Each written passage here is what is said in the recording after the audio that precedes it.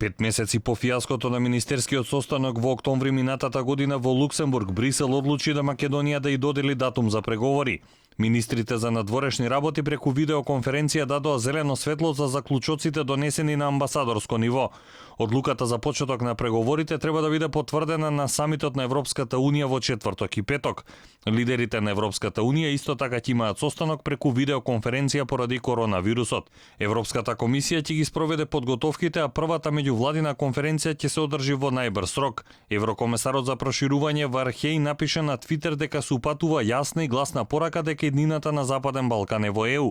Македонија со договорот од Преспа и договорот за соработка со Бугарија е пример за цел регион и треба да се забрза кон почнување на преговорите. Според техничкиот премиер Спасовски се работи за повеќе од заслужен успех и признание за сработеното кое требаше да го добиеме одамна.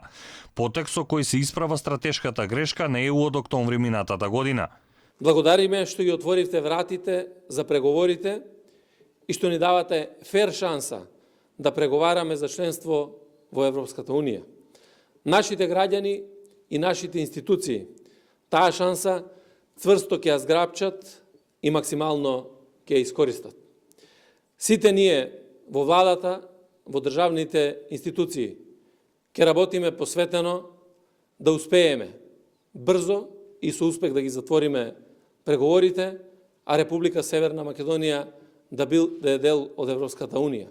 И министерот за надворешни работи Димитров смета дека одлуката не дошла лесно и не е подарена, туку е резултат на спроведените реформи. Од сега натаму и ние ќе имаме почетна точка од која ќе го мериме времето, од кога започнуваме позитивен надпревар со останатите во спроведувањето на реформите и во освојувањето на европските стандарди.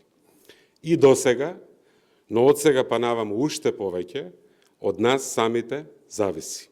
Вице-премиерот за евроинтеграција Османи пак смета дека одлуката за преговори ќе придонеси за оптимизам во борбата против коронавирусот. Според него не се работи за подарок од ЕУ, туку за признание за сработеното.